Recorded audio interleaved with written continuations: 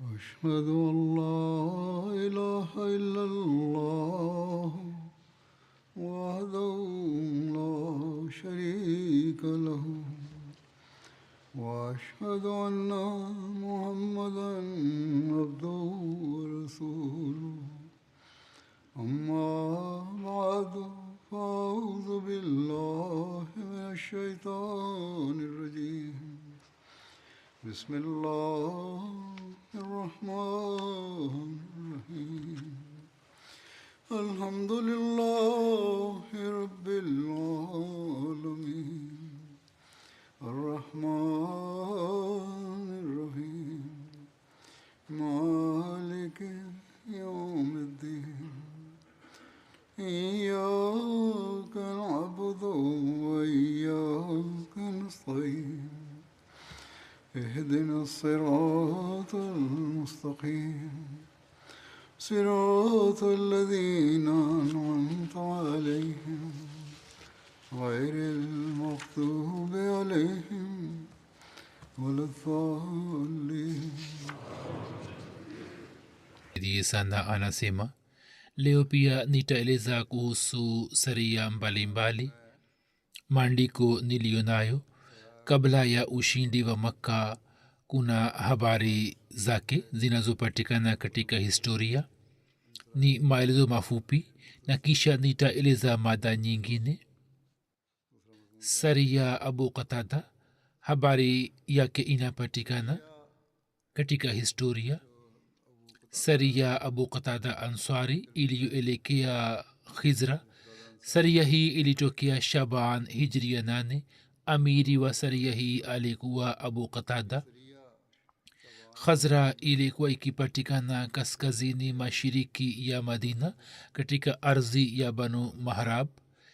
pia ilikuwa inakubaliwa kama eneo la Tihama ambalo ni katika Najd. tawi moja la Banu Ghatfan walikuwa wakiishi hapo. Banu Ghatfan kazi yao ilikuwa ni kuipinga Islam na walikuwa hawaachi nafasi yoyote ya kuwapatia Waislamu mazara. Banu Ghatfan waliokuwa wakiishi katika maeneo ya Najd yani Khazra walikuwa wakiendelea kusambaza shari dhidi ya utawala wa Madina. Imesimuliwa na Abdullah bin Abi Hazraj Aslami ya kwamba mimi nilimoa binti wa Hazrat Suraka bin Harisa. Suraka bin Harisa alikuwa ameuawa shahidi katika vita ya Badr. chochote nilichopata katika dunia daraja hii nilikuwa naipenda zaidi kuliko vitu vyote. mimi nikapanga mahari yake dirhamu 200 na sikuwa na chochote ambacho ningempatia. nikajisemea Allah na mtume wake watanifanya kulipa mahari hii. mimi nikaenda kwa mtume sallallahu alaihi wasallam na nikaongea naye. mtume sallallahu alaihi wasallam akasema, umepanga mahari kiasi gani? nikasema, mtume wa Allah, nimepanga dirhamu 200 na nisaidie kulipa mahari hiyo. mtume sallallahu alaihi wasallam akasema, saa hizi sina kitu ili nikusaidie, lakini nia yangu ni ya kwamba nitamtuma Abu Qatada pamoja na watu kadhaa kwenda kwenye saria moja. je, unataka kwenda katika safari hiyo? nina imani ya kwamba Mwenyezi Mungu atakujalia mahari ya mkeo kama ghanima. nikasema kwamba sawa. kisha tukatoka. sisi tulikuwa watu 16. hata Abu Qatada alikuwa amiri wetu. mtume sallallahu alaihi wasallam alitupeleka upande wa Najd kuelekea kabila Ghatfan, na mtume akasema kwamba mutembee usiku na mchana mujifiche na muwashambulie ghafla na msiwa uwe kina mama na watoto. kisha tukatoka hadi tukafika upande mmoja wa Ghatfan. giza lilipotawala, Abu Qatada akatoa hutuba na akatusihi kumwogopa Mwenyezi Mungu, na akapanga jozi ya watu wawili wawili, na akasema ya kwamba kila mtu asijitenge na mwenzake hadi auawe shahidi au aje kunipa habari yake, na mtu asije kwangu ya kwamba nikimuuliza kuhusu mwenzake yeye aseme kwamba hana habari yake. lazima mukae kwa pamoja, na nikitamka takbira nini pia mutamke takbira, na nikiwavamia maadui nini pia muwashambulie, na msiende mbali katika kuwasaka maadui. Msiende mbali, kama maadui wanakimbia muwache wakimbie. Hivyo tukawazingira watu walioko huko.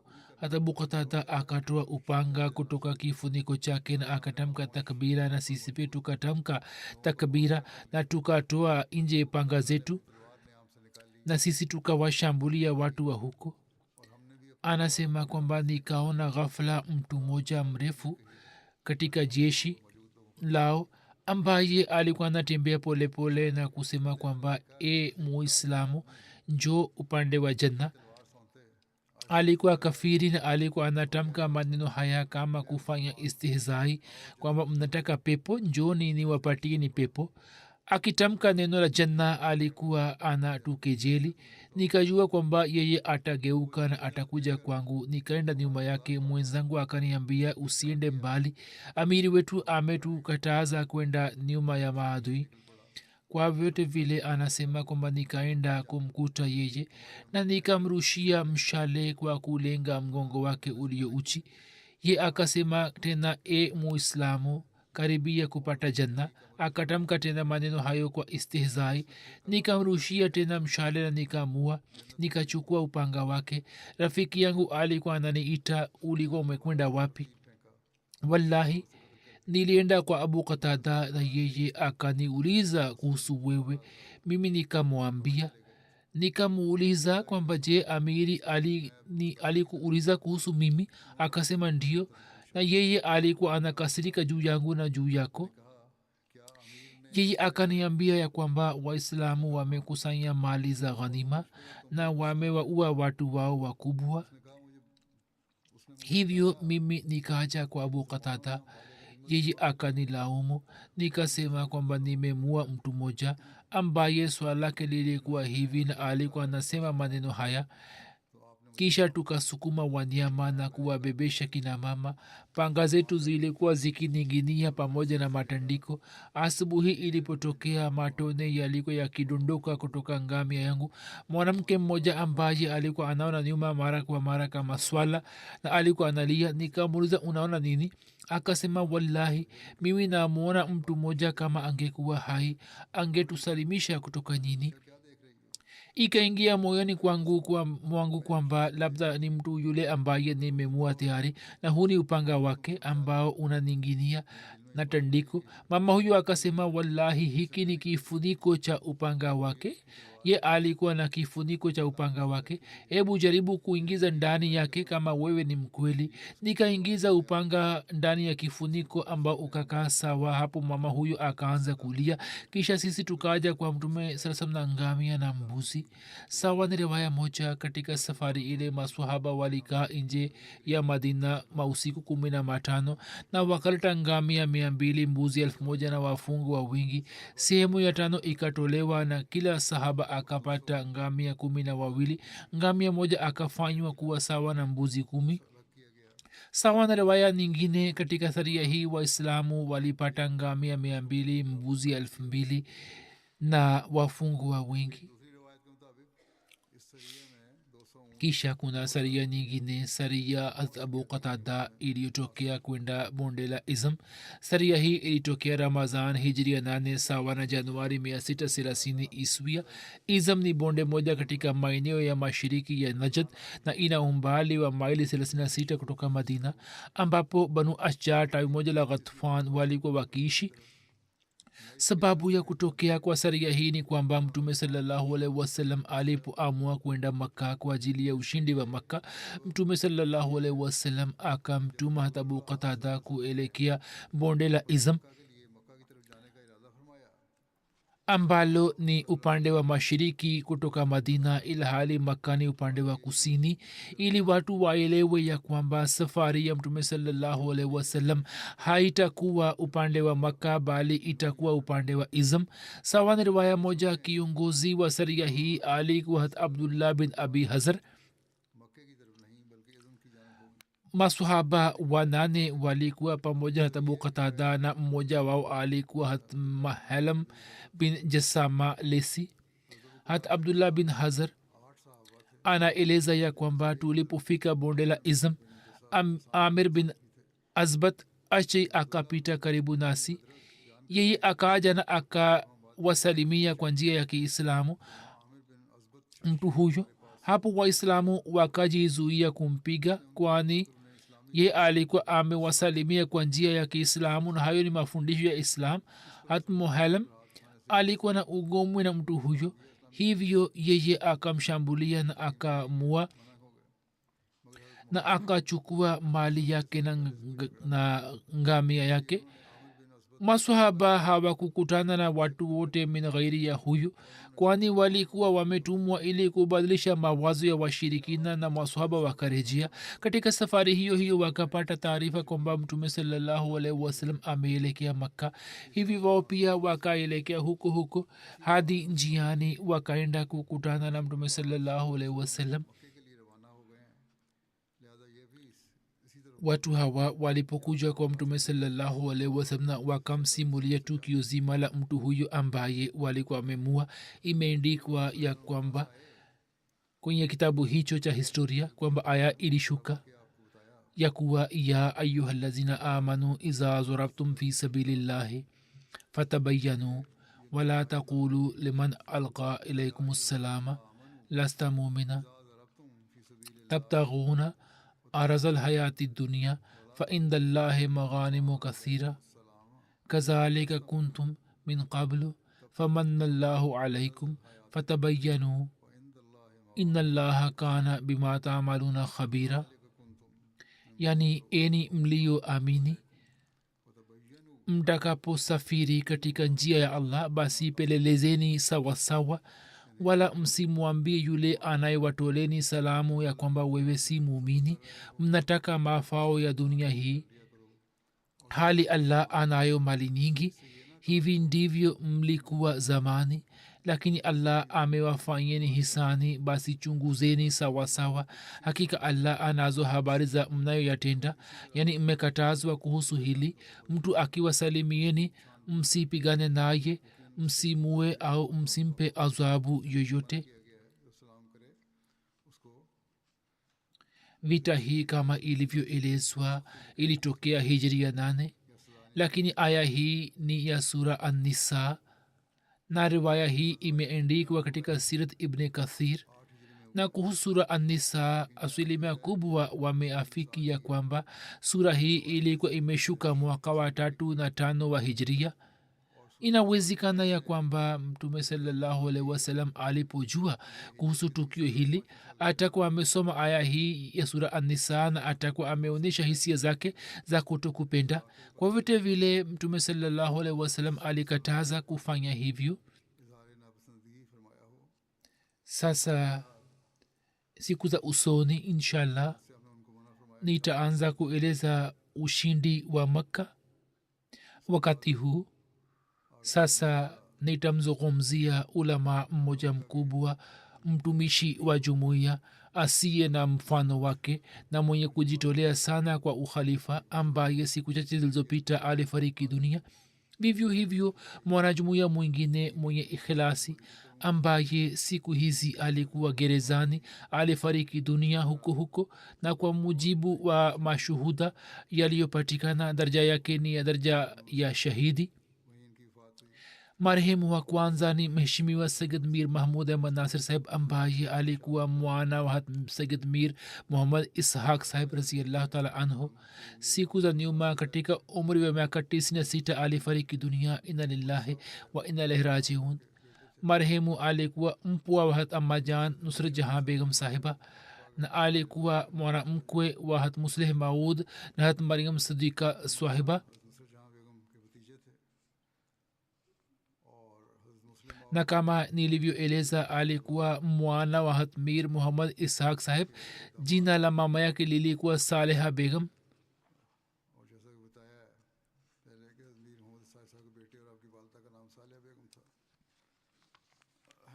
alikuwa mjukuu wa Hazrat Mir Nasir Nawab sahib.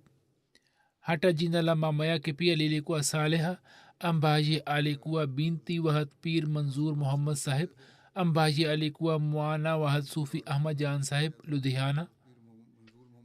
Sayyid Mahmud Ahmad saheb alisoma masomo ya awali kutoka Qadian, kisha akafanya BA kutoka chuo cha Punjab.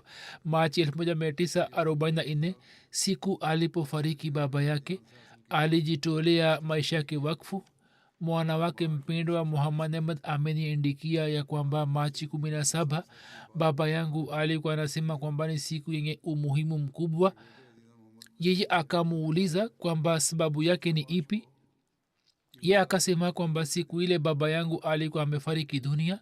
Hat Musleh Maud radhiyallahu ta'ala anhu alikuwa amepitisha siku nzima katika nyumba yetu, bali hata sala pia alikuwa ameswalisha huko huko, na alikuwa ametoa hutuba fupi, na katika hutuba ile alikuwa ameeleza huduma mbalimbali za Mir Saheb za kuitumikia dini, na alikuwa amezungumzia roho na ikhlasi ya wakfu wake. Mir Mahmud Ahmad Saheb anasema kwamba kwa kusikia hutuba yake nikasimama na nikasema kwa huzur kwamba huzur, mimi natoa maisha yangu wakfu. Hapo Hat Musleh Maud radhiyallahu ta'ala anhu akashikwa na hisia za ajabu na akamsifu sana. Wakati ule umri wa Sayyid Mir Mahmud Ahmad Saheb ulikuwa ni miaka 14, na kisha akatimiza ahadi ile ambayo mifano yake inapatikana kwa nadra sana. Huduma zake za kijamaati ni kama hivi: 1954 hadi 1957 alikuwa hapa Uingereza na alifanya kazi kama mbashiri, na katika zama ile ile kwa amri ya Hat Musleh Maud alisoma katika Oriental School of Oriental African Studies pamoja na Khalifatul Masih wa Indi rahimahullah taala. Wote walikuwa wakisoma kwa pamoja. Kwa muda akatoa huduma kama katibu wa London Mission. Kutoka 57 hadi 59 akabaki katika wakala diwan kama mbashiri wa ziada. Kisha mwaka wa 60 1960 akateuliwa mwalimu wa jamia, na hadi 78 akatoa huduma hiyo. Kuanzia 78 hadi 82 akawa mbashiri wa Marekani. Kutoka 82 hadi 86 akatoa huduma kama mbashiri wa Hispania. Kutoka 86 hadi 89 akafanya kazi kama wakilu tasnif. Kutoka 86 hadi 2010 akatoa huduma kama principal jamia Ahmadiyya Rabwa. Katika muda huo kuanzia 94 hadi Julai 2001 akawa wakili talim vile vile. Alikuwa in charge ya idara ya tahqiqi, alikuwa in charge ya idara inayofanya tahqiq juu ya tukio la msalaba. Mwaka 2005 Nur Foundation ilipopatikana, ye akateuliwa kuwa sadar yake, na hadi kifo chake alikuwa na wasifa huo. Hat Musleh Maud radhiyallahu ta'ala anhu Juni 3, 1962 alimteua mjumbe wa majlisi Iftah, na hadi Novemba 1972 akaendelea kuwa mjumbe wake. Kisha baadaye Desemba 1989 Khalifatul Masih Rabi rahimahullah taala akamteua tena kama mjumbe wa majlis Iftah, na akaendelea na wazifa huo hadi kifo chake. Katika tanzim ya Khudamul Ahmadiyya alipata bahati ya kuitumikia tanzim kama muhtamim na naib sadar. Katika uwanja wa elimu alitoa huduma kubwa sana. Tafsiri ya Qur'ani tukufu ambayo imefanywa na Khalifatul Masih Rabi rahimahullah taala, katika kuitayarisha tafsiri hii alitoa mchango mkubwa, jambo ambalo Khalifatul Masih Rabi ameliongelea na amewashukuru wasaidizi wake wa Rabwa ambao walikuwa kina Sufi Bisharat Rahman saheb, Maulana Abul Munir Nurul Haq saheb, Sayyid Abdul Hayy saheb, Maulana Dost Muhammad Shahid saheb, Jamil Marfiq saheb na kadhalik. Katika maelezo yake Khalifatul Masih wa nne alieleza kwamba Mir Mahmud Ahmad saheb pia alikuwepo katika timu hii, na kwa fadhili ya Allah watu hawa wameendelea kunisaidia, na kisha huzur akawashukuru wote. Baada ya kutafsiri vitabu vyote vya siha sita kwa Kiurdu, tafsiri ya musnad ahmad bin hambal ilikuwa inaendelea. vivyo hivyo maelezo ya sahih muslim pia yalikuwa yanaendelea kuandikwa. pia alifasiri shemaili tirmizi. kuhusu biblia aliandika makala nyingi ambazo zilipigwa chapa katika majarida na magazeti mbalimbali. aliandika maelezo ya kitabu cha kumbukumbu za taurati. vivyo hivyo kuhusu sanda ya yesu marhame isa, dawa iliyotengenezwa kwa ajili ya majeraha ya isa na hijra yake, alifanya kazi kubwa sana yenye tahkik. vitabu vyake vilivyopigwa chapa na vingine ambavyo bado havijapigwa chapa ni kama hivi: sira ya nabii sallallahu alaihi wasallam, kana khuluquhu lquran. kuna sehemu 3. maongezi matamu ya nabii wetu mpendwa sallallahu alaihi wasallam. kuna kijitabu siku 365 baada ya swala darsa za kila siku. kisha kuna kitabu kutoka palestina hadi kashmir, sera ya mtume saa salam kwa mujibu wa maandiko ya masihi maut. alikuwa amekusanya maelezo bado hayajapigwa chapa. alichagua baadhi ya vichwa vya habari kutoka sahih bukhari kwa ajili ya malezi. vivyo hivyo safari moja papa aliyepita alipouliza swali moja, yeye akatoa jibu lake. wakati wa kuweka jiwe la msingi la msikiti wa basharat hispania, jiwe ambalo khalifmsi salis alikuwa amefanya maombi juu yake, mir saheb alikuwa amebeba jiwe lile. pia wakati wa kufungua rasmi msikiti huo wa basharat, yeye na mkewe walipata nafasi ya kutoa huduma mbalimbali na khalifmsi waine rahmullah taala alieleza habari zao.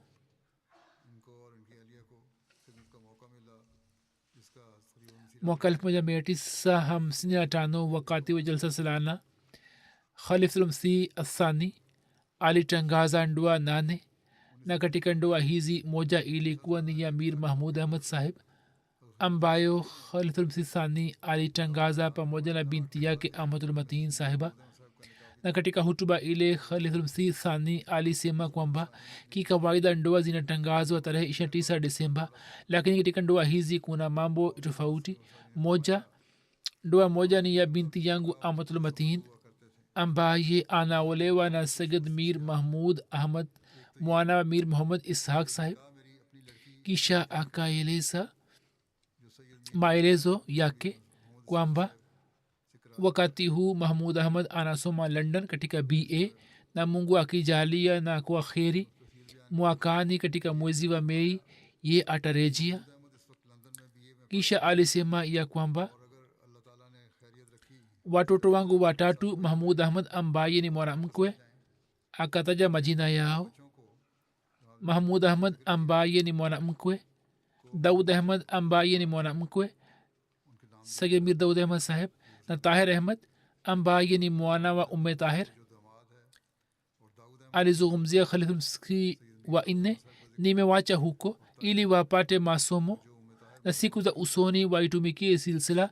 nimewasihi wapate umahiri katika lugha ya kiingereza. kisha alisema kwamba wakisoma vizuri kiingereza, na kwa kuwa wote 3 wameshasoma maulwi fazl na masomo yao ya kiarabu pia ni mazuri sana, hivyo wakisoma kiingereza vizuri, hapo tafsiri ya Qur'an tukufu na vitabu vya hat masihi maud alayhi wassalam wakifasiri katika kiingereza wanaweza kutoa msaada katika ishaat ya silsila. kisha alisema hata review of religion pia inahitaji kwamba mhariri wake awe msomi sana, hivyo kwa ajili yake nimewaacha watoto wangu huko. japo katika marazi haya na kwenye udhaifu huu wa kiuchumi, kuvumilia matumizi haya kwamba watoto 3 wasome huko, wanawakwe 2 na mwana mmoja ni mushkil, lakini niliona kwamba mushkili ya jamaat ni kubwa kuliko mushkili yangu. hata muslim maud daima alikuwa na fikra moja kwamba kwa ajili ya jamaat ajitolee kila kitu, hivyo akafanya hivyo, akajitolea mali yake na wakati wake na watoto wake. mwaka 1982 khalifmsi salis alitangaza ndoa ya mwana wake mkubwa, na katika hotuba yake akieleza kuhusu Sayyid mir mahmud ahmad sahib na kizazi cha mir muhammad ishaq sahib, alisema hivi, mwenyezi mungu alipokea maombi ya hazmir muhammad ishaq saheb, na kwa kuona upendo wake kwa allah, kwa kuona upendo wa mir muhammad ishaq saheb, yani upendo wa allah, mwenyezi mungu aliwajalia watoto wake wote watatu wajitole maisha wakfu.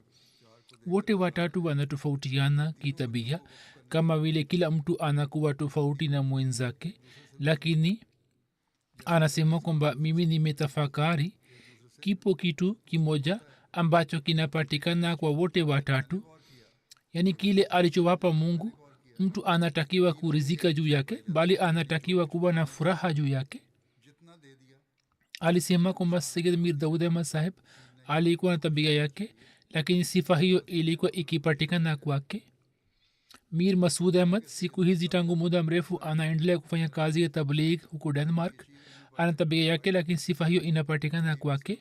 Na mdogo wake Mir Mahmud Ahmad ambaye nitatangaza ndoa ya mwana wake, ana tabia yake, lakini sifa hiyo inapatikana kwake, kwamba kuishi kwa furaha na jamaat ikiwapa kitu chochote, kukubali kwa furaha na kuto kuleta ombi lolote.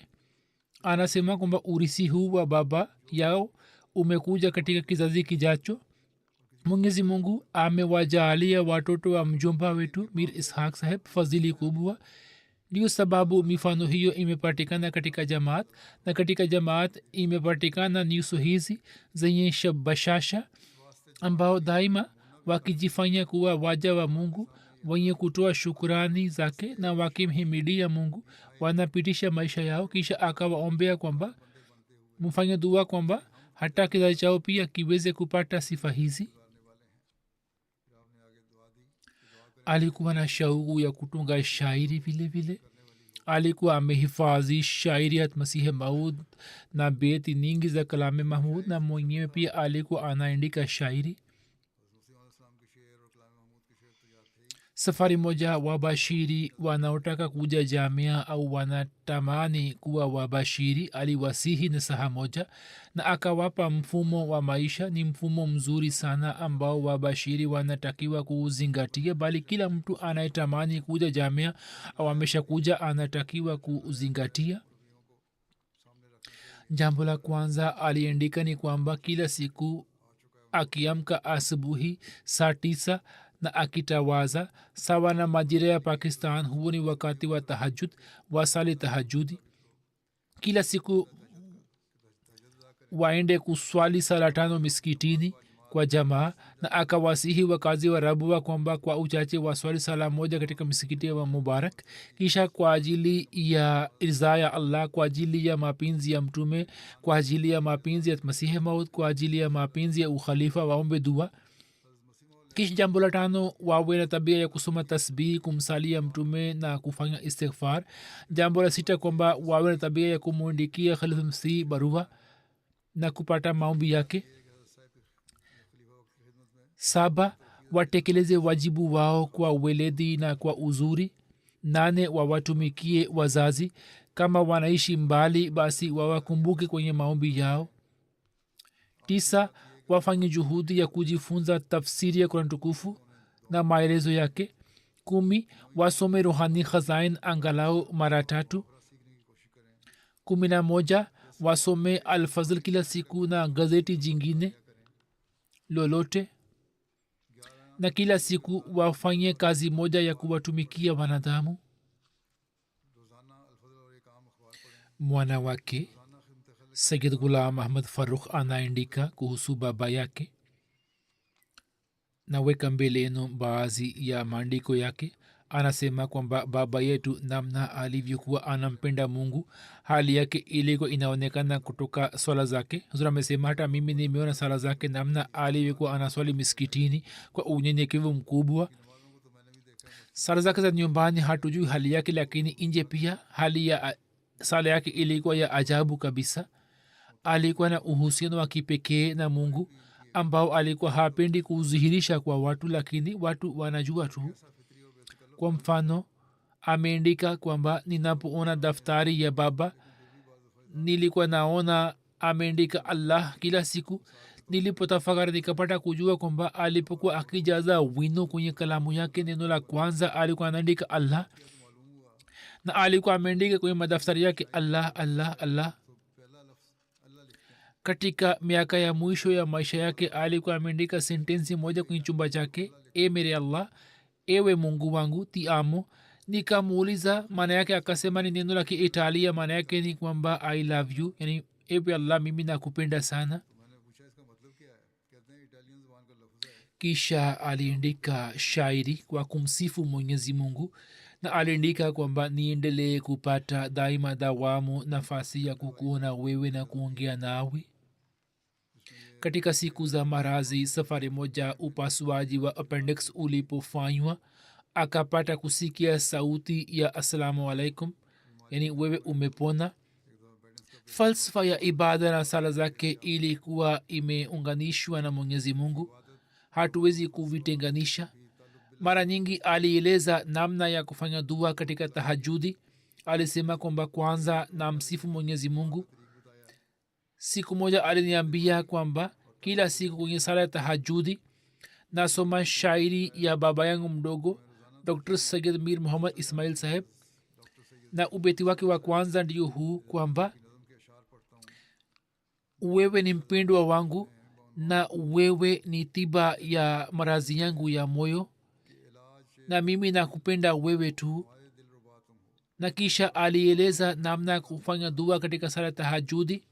Alisema kwamba baada ya kumsifu mwenyezi mungu na kumsalia mtume sallallahu alaihi wasallam, nafanya dua kwa ajili ya masihi maud na kizazi chake, kwa ajili ya makhalifa, kwa ajili ya muslih maud na kizazi chake.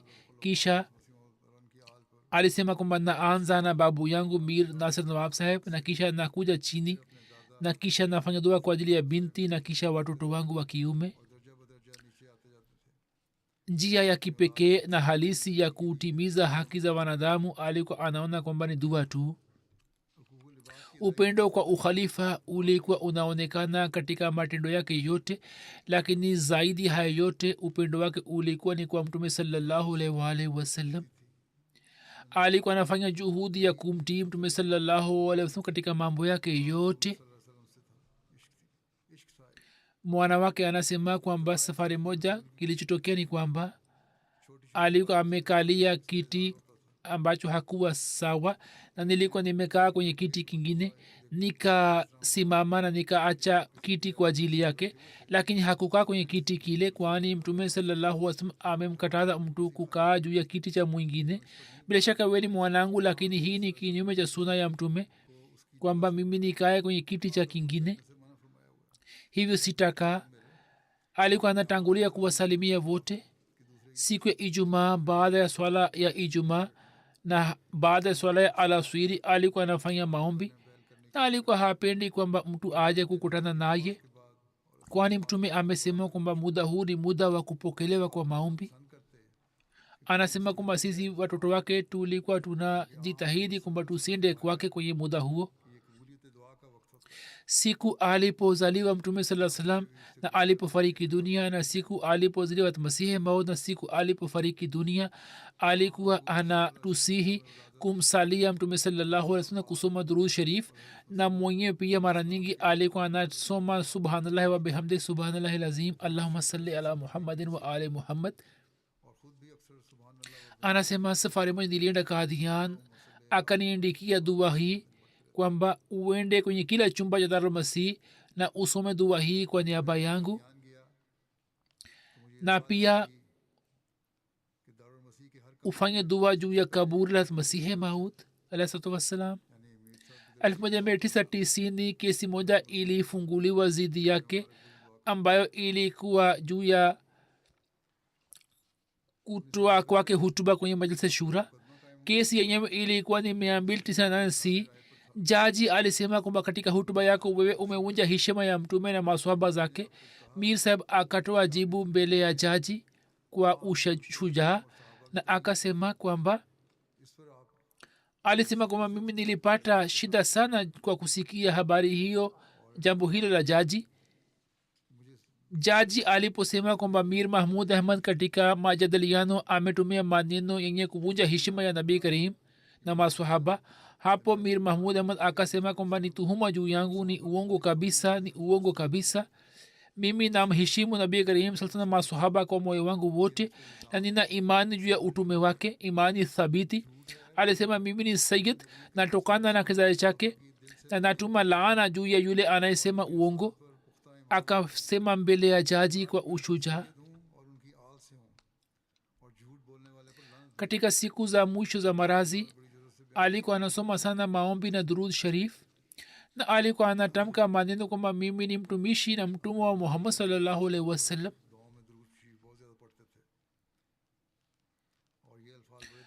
Alikuwa anampenda sana Masihi Maud na alikuwa na mfano wake. Mwana wake anasema, nakumbuka 1989 wakati wa kusherehekea karne moja ya jamaati, Al-Fazal ilichukua interview kutoka baadhi ya viongozi wa jamaat.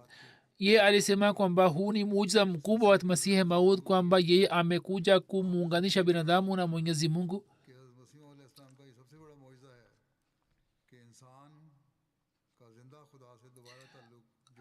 Katika siku za marazi saa nyingine alikuwa hawezi kwenda Qadian, alikuwa anajiandaa, lakini katika muda wa mwisho alikuwa anasitisha mpango wake, lakini alikuwa na upendo mkubwa na Qadian na kuhudhuria kwenye kaburi la Masihi Maud, na kisha alikuwa anakwenda tu kwa kuvumilia shida. Kuhusu kusoma kwake imeandikwa kwamba kila siku alikuwa anasoma Qur'an tukufu, Bukhari, Ruhani Khazain, na alikuwa akitusihi kufanya hivyo. Watu wakija kukutana naye alikuwa anawasihi kusoma vitabu vya jamaat. 1990 kesi moja ilipofunguliwa zidi yake, akaishi usiku moja Cheniot. Nilienda kukutana naye, akasema nipatie ndoo moja na kikombe na barahini ya Ahmadiyya. Mia Khurshid Ahmad alikuwa pamoja nami, akasema kwamba utawezaje kusoma kitabu kigumu katika joto kali la gerezani? Akasema kwamba si mushkil kwangu, nimesha soma mara 5. Ni mahala padogo, siku za joto. Alipitisha usiku ule kwa shida sana, kwa kuwa alikuwa tabia latif sana, hivyo kwa ajili yake shida hii ilikuwa ni kubwa. Lakini hata wakati ule pia alikuwa na wasiwasi kuhusu kusoma kitabu cha Masihi Maud.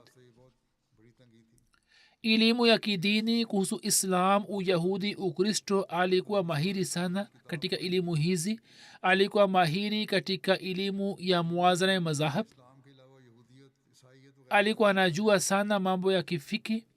Daima alikuwa anasihi kwamba Qurani tukufu, suna ya mtume, hadisi sahihi, na kisha hat Masihi Maud na makhalifa zake mupate muongozo kutoka vitu hivi. Elimu ya kidunia, haswa elimu ya sayansi, kusoma historia, na pia alikuwa na shauku ya kusoma vitabu kuhusu hiking. Alikuwa amesoma shairi katika lugha ya Kiingereza na lugha ya Kiurdu vile vile, na alikuwa anakumbuka beti nyingi sana. Juu ya iPad yake alikuwa anasikiliza shairi zao. Alikuwa na shauku ya kujifunza lugha mbalimbali, na alikuwa mahiri katika lugha ya Kiurdu, Kiarabu, Kiingereza, Kihispania, Kiitalian na Kiibrania. Alikuwa anaangalia vipindi vya Italia katika kwenye televisheni na iPad. Sababu yake moja ilikuwa ndio hii kwamba katika zama fulani Masihi Maud alikuwa amemwambia ajifunze lugha ya Kiitalia, na alikuwa amezuhirisha hisia zake kwamba atamtuma Italia. Alikuwa anasema kwamba Rasul aliniambia kwamba nijifunze lugha ya Kiitalia. Mimi naendelea kujifunza hadi leo, na hii ni amri kwa ajili yangu na nitaendelea nayo. Alikuwa anajitolea kwa jaziba sana, na urisi aliyopata kutoka baba yake akatoa hisa jaidad kutoka jaidadi ile. Bashar Ayaz saheb ambaye ni principal wa jamia anasema kwamba Mir saheb alipitisha maisha matukufu sana. Alikuwa mtu mnyenyekevu mno na mwenye kutawakal juu ya Mwenyezi Mungu. Alikuwa bahari wa elimu na maarifa. Alikuwa sheikh mkubwa sana. Yote ni sawa. alikuwa mfasiri, alikuwa muhadis vile vile. Huyu ni shekh wa kwanza wa jamaat ahmadia ambaye pamoja na kutafsiri kurani tukufu ameweza kutafsiri siha sita katika lugha ya kiurdu. maisha yake yalikuwa na kazi tu, kazi kazi kazi. neno la rukhsa halikuwepo katika maisha yake kwenye lugha yake. mir saheb alionyesha utii wa ukhalifa na alituonyesha namna ya kupenda ukhalifa na kutii ukhalifa kwa kupitia matendo yake, kwamba hii ni heshima ya ukhalifa. safari moja alikuwa anaumwa, alikuwa anakwenda ofisini kwa wakati saa 1:20 ilikuwa muda wa jamia. alikuwa anafika kwa wakati, alianguka kwenye baiskeli, alikuwa anaumwa. nikamwambia kwamba wewe uhudhuri ofisini saa 4. ye akaona kwamba ni amri, na kisha alikuwa anakuja ofisini saa 4 tu. siku moja mbashir saheb ameandika kwamba alikuja kabla ya saa 4 na alikuwa anatembea nje ya varanda. mimi nikasubiri kwa muda, kisha nikaenda kumuuliza kwamba kwa nini unatembea nje, huingi ndani? akasema kwamba bado saa 4 haijafika, hii ni amri ya khalifa kwamba nifike saa 4 ofisini, hivi nitakuja saa 4 ofisini. huu ulikuwa ni utii wake. alikuwa mfano kwa wengine, kwa ajili ya maafisa na kwa ajili ya wale walio chini yake.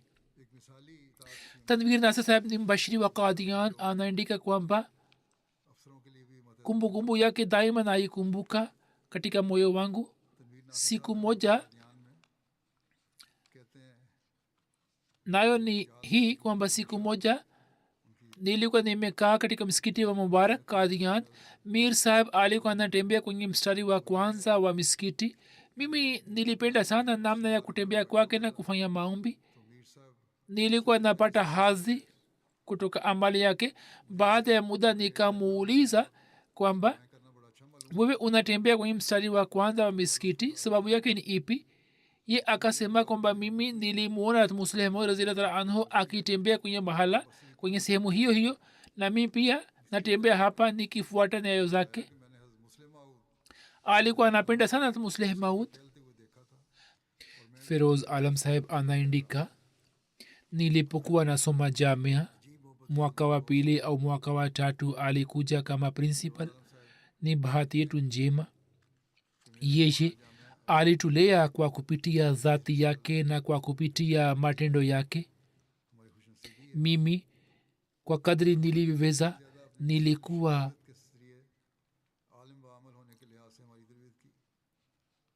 nilikuwa nafanya juhudi ya kuzisikiliza na kuzifuata kwenye maisha yangu. alitufundisha somo la muwazana ya mazahab. mara nyingi alikuwa akituandikisha hoja na kutufahamisha ambazo Masihi Maud ameeleza katika maandiko yake. anasema safari moja alikuwa anatufundisha kuhusu miujiza ya Hazrat Isa. ghafla alisema kwamba je, leo pia miujiza inatokea?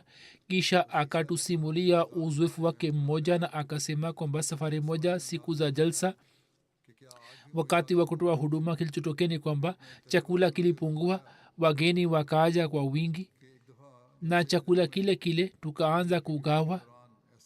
Mwenyezi Mungu akaendelea kutia baraka, wote wakala na chakula hakikupungua. mjukuu wake Azizam Hashir Ahmad Imbashiri anaandika kwamba babu alikuwa anampenda Mungu. alikuwa amemwachia kila moja athari ya ajabu ya upendo wa Mungu. alikuwa na swali sala ya tahajudi na swala zote. sasa huyu amekuwa mbashiri, anatakiwa kufuata nyayo za babu yake. alikuwa anapenda sana Qur'an tukufu. anasema kwamba sijawahi kuona upendo kama huo. alikuwa anasoma Qur'an tukufu kwa muda mrefu baada ya alfajiri. anasema nilikuwa mtoto, kwa muda nikapata nafasi ya kuishi nyumbani kwake. baada ya kusali sala tahajudi alikuwa ananiamsha kwa ajili sala ya alfajiri, na kisha alikuwa anasoma Qur'an tukufu kwa muda mrefu. alikuwa anasoma kwa upendo mkubwa. anasema nilikuwa nimepata athari kubwa sana. anasema nilipoingia jamia Canada, nilipokuwa naenda kwake alikuwa ananiuliza kwamba je, wanawafundisheni tafsiri ya Qur'an tukufu na tafsiri tofauti au kwa pamoja. Nilisema kwamba hapana, wananifundisha tofauti. Alikuwa anafurahi kwamba ni vizuri, kwani watu wanajua maelezo lakini hawajui tafsiri yake. Alikuwa anampenda sana Masihi Maud. Mara nyingi alisema kwamba mimi nimesoma vitabu vya Masihi Maud mara nyingi, na kila mara ninaposoma nagundua mada mpya. Alikuwa ananiambia kwamba nisome Ruhani Khazain, hapo nitaelewa Qurani, hadisi na sira. Alikuwa ameniambia jambo hilo hilo. Alisema kwamba mimi nimesoma vitabu vya Masihi Maud mara 3 na baadhi ya vitabu nimesoma hata zaidi ya mara 3, lakini alikuwa mnyenyekevu sana, hakupenda kudhihirisha elimu yake.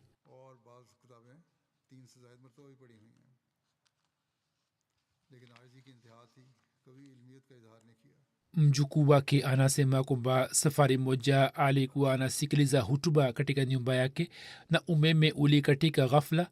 Huzur amesema kwamba katika mji wa Rabwa nchini Pakistan umeme mara nyingi unakatika. Umeme ulipokatika nilijaribu kuondoka. Ye akasema kwamba usiondoke, ukae, huenda umeme ukirejea na wewe utakosa maneno ya hutuba ya huzur. Hivyo hakuna ruksa ya kuondoka, ukae na usubiri na ufanye maombi. Humo pia kuna baraka kubwa. Safari moja kulikuwa na mpango fulani na hutuba yangu ilitakiwa irushwe. Ye hakupata taarifa, hakuweza kusikiliza. Alipowasha MTA, muda ulikuwa umekwisha, muda wa hutuba ile. Akamwambia mtumishi fulani ambaye akajaribu kumwashia juu ya iPad na ilikuwa inarushwa katika lugha nyingine, akaenda kuisikiliza. Nilipokuja mimi nikamwashia katika lugha ya Kiurdu. Alifurahi sana na akanishukuru mno kwamba wewe umenisaidia na umefanya hisani kubwa juu yangu. Alikuwa anawashukuru watoto vile vile. Amir Safir Saheb, mhariri wa Review of Religion, anasema kwamba niliona mfano wa ajabu wa utii wa ukhalifa katika zati yake. Anasema nilipokuja katika idara hii,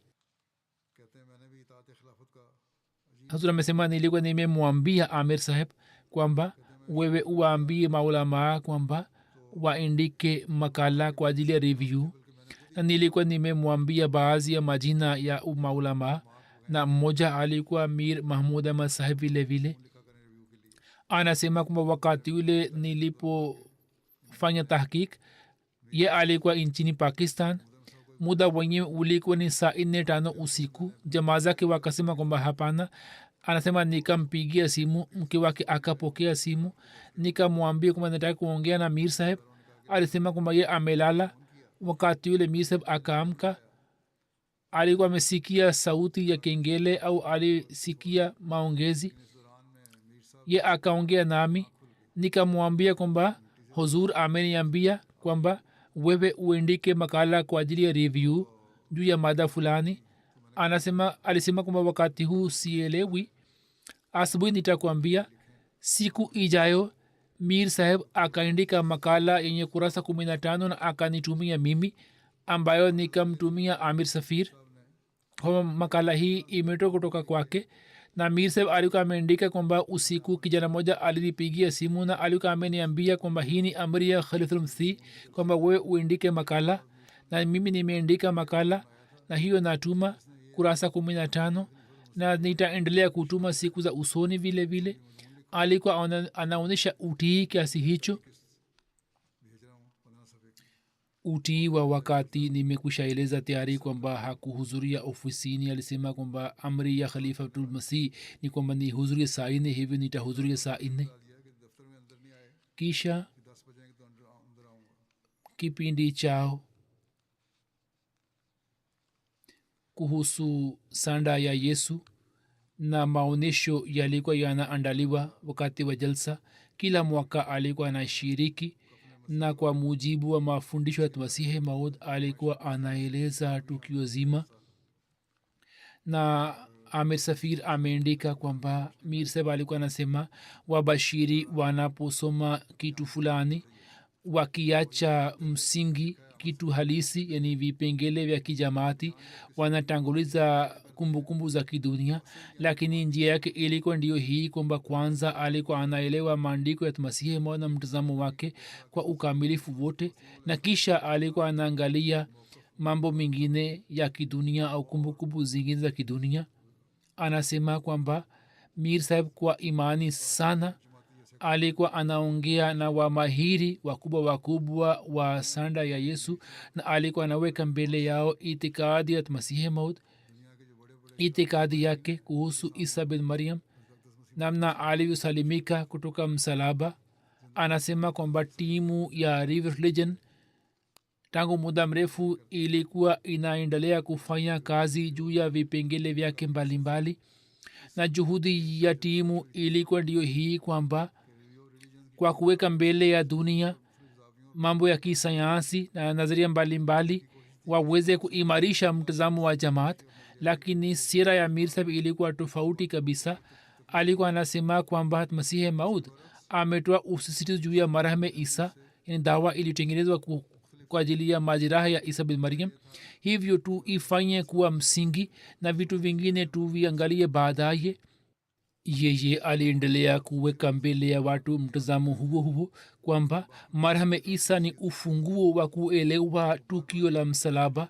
Kwa kupitia juhudi ya timu ya Review of Religion, japo jumuiya iliweza kujenga uhusiano mkubwa na wamahiri, lakini haikuweza kuwashinda kielimu.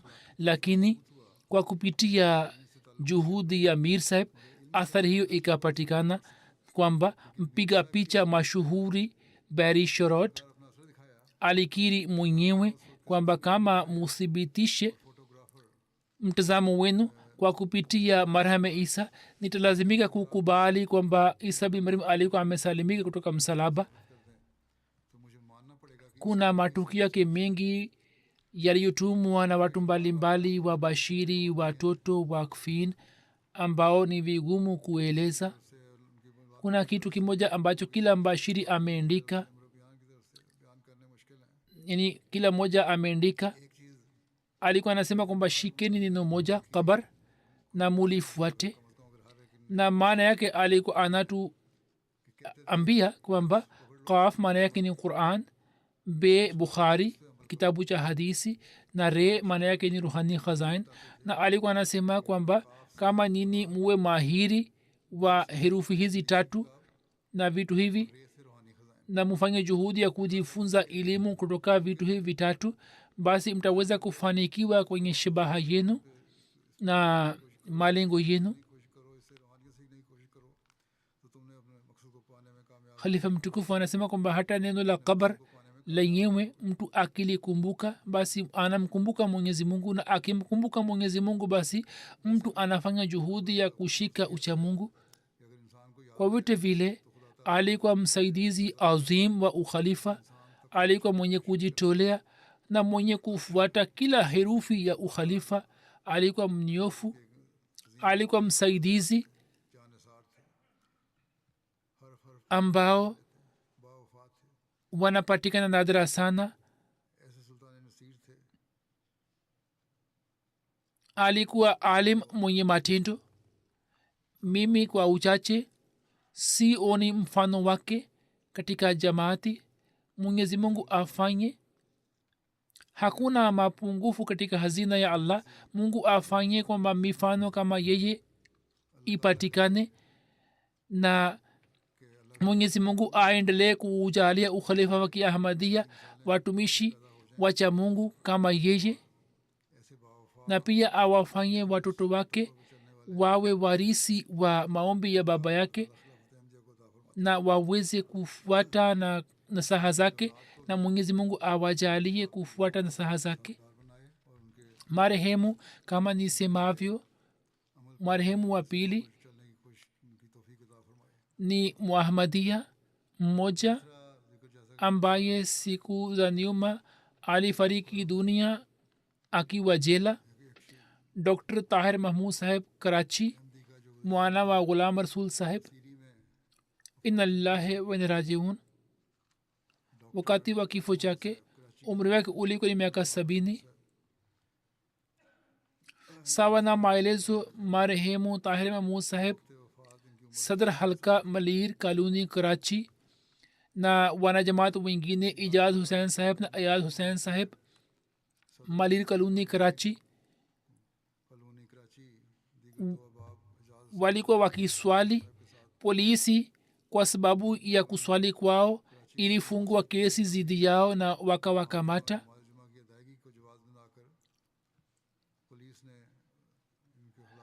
walifanya juhudi ya kukata rufaa kabla ya kukamatwa kwao lakini ikasitishwa na wao wakakamatwa na polisi walikuwa katika mahakamani waandamanaji na mawakili wapinzani wakawashambulia wakawatesa wakawapatia vitishio hadi mtu mmoja wa polisi aliwaambia waandamanaji kwamba muwapige risasi na hata kwenye kituo cha polisi pia wakateswa wakawalazimisha kutamka maneno machafu zidi ya masihi maud na makhalifa lakini watu hawa wakaendelea kusimama kidete na wakaonyesha uimara wa kidini kisha wakapelekwa jela katika jela akaishi miezi miwili na siku chache kabla ya kifo akapata maradhi ya figo kisha akapelekwa hospitalini lakini baada ya siku chache akafariki dunia inna lillahi wa inna ilaihi rajiun wakati wa kifo chake hata hospitalini alikuwa amefungwa pingu kwenye mikono yake na kifo chake inawezekana kwamba imetokea kwa sababu ya mateso atakuwa amepigwa inawezekana kuwa iwe sababu yake hivyo ye alivumilia mateso ya kutiwa ndani alipigwa akapigwa mbele ya mahakama na hizi ni shuhuda ambazo zinamfanya kupata daraja ya shahid hivyo atahisabiwa katika orodha ya mashahidi alikuwa katika nizamu ya wasia yani alikuwa musi alipata bahati ya kutumikia jamaa kama katibu wa dawat ilallah na katika tanzim mbalimbali kwa kupitia babu yake hakim ahmadin saheb jumuiya ilipatikana katika familia yake ambaye kwa kupitia hat molvi imam din saheb sahaba wat masihe maut mwaka 1920 alikuwa amejiunga na jumuiya ya waislamu wa ahmadia katika zama ya ukhalifa wa pili kisha baba yake pia alikubali ahmadia akajiunga na ahmadia marehemu alikuwa anawasaidia watu maskini kwa namna mbalimbali aliwawezesha watu wengi kuwaoza mabinti zao alikuwa anawasaidia watu wenzake katika jela vile vile alipokuwa jela akiulizwa kwamba kama una shida katika jela alikuwa anasema kwamba hapana nimekuja kwa ajili ya dini nimepata nafasi ya kufanya mahubiri hata katika jela aliendelea kufanya mahubiri bila hofu yoyote tahir mahmud saheb zidi yake 1988 pia kesi moja ilikuwa imefunguliwa katika police station malir kaluni karachi na kesi yenyewe ilikuwa ni kwamba mdai alisema kwamba yeye amemhubiri mdogo wake hata wakati ule alikuwa ametiwa ndani hivyo alikuwa amepata nafasi hii mara mbili akaendelea kukabiliana na upinzani akashambuliwa mara tatu lakini alikuwa amemwachia mungu swala lake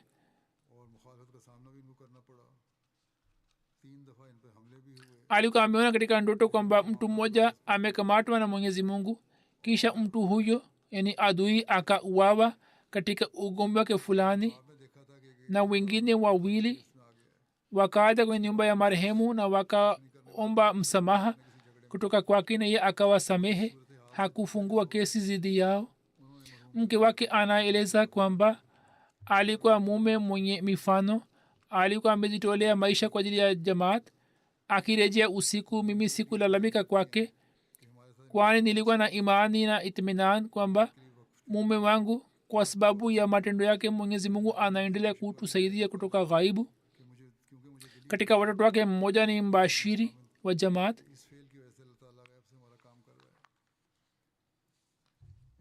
ameandika ni mtoto wake kwamba mwaka 1980 alipata bahati ya kutiwa ndani katika njia ya mwenyezi mungu. wakati ule polisi wakampiga sana.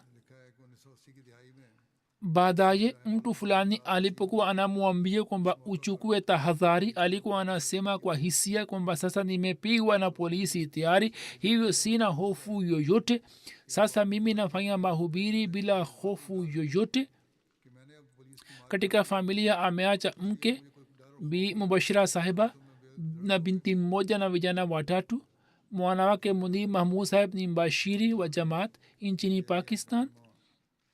mwenyezi mungu amghofirie marehemu, ampandishe katika daraja na awajalie watoto wake waweze kushika nyayo zake. baada ya swala nitasalisha jinaza yao.